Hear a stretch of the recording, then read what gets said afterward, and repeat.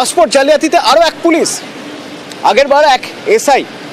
এই এসআই এর কীর্তি আপনারা জানেন। আব্দুল হাই ঠিক কী করেছিলেন, কত টাকা কিভাবে প্রত্যেকটা পাসপোর্ট পিছু নিতেন। এবার একজন কনস্টেবলের নাম উঠে আসছে। এই কনস্টেবল কিভাবে জড়িত, কিভাবে পাসপোর্ট জালিয়াতিতে এই কনস্টেবল জড়িত? অমিত রয়েছেন আমার সঙ্গে, বলতে পারবেন অমিত?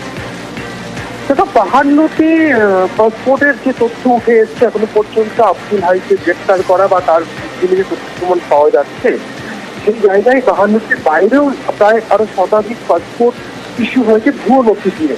সেই সমস্ত পাসপোর্ট ইস্যু করার ক্ষেত্রে যে কারচুপি বা পুলিশ ভেরিফিকেশনের যে কাজটাজি হয়েছে, তাতে আব্দুল ঘনিষ্ঠ এক কনস্টেবলের যোগ সাজসের তথ্য উঠে আসছে, এমনটা কিন্তু প্রাথমিকভাবে তদন্তকারী আধিকারিকরা মনে করছেন। পাসপোর্ট সেকশনে কর্মরত ছিলেন ওই কনস্টেবল, এমনটাই কলকাতা লালবাজার সূত্রে খবর। তিনি এই মুহূর্তে সিকিউরিটি কন্ট্রোল অর্গানাইজেশনের রিজার্ভ পুলে তাকে পাঠানো হয়েছে। তদন্ত চলাকালীন তার বিরুদ্ধে বেশ কিছু তথ্য পায়, সেটা এখনো তদন্ত সাপেক্ষ, সেই কারণেই তাকে এখনো ক্লোজ করা হয়নি বা তাকে সরিয়ে দেওয়া হয়নি। তাকে পাসপোর্ট সেকশন থেকে সরিয়ে সিকিউরিটি কন্ট্রোল অর্গানাইজেশনের যে রিজার্ভ পুল রয়েছে সেখান থেকে সরানো হয়েছে। তদন্ত চলছে এই আব্দুল হাইয়ের সঙ্গে কারা কারা জড়িত রয়েছে সেই বিষয়টা কিন্তু এখন ইনভেস্টিগেশন বা তদন্তের পর্যায়ে রয়েছে।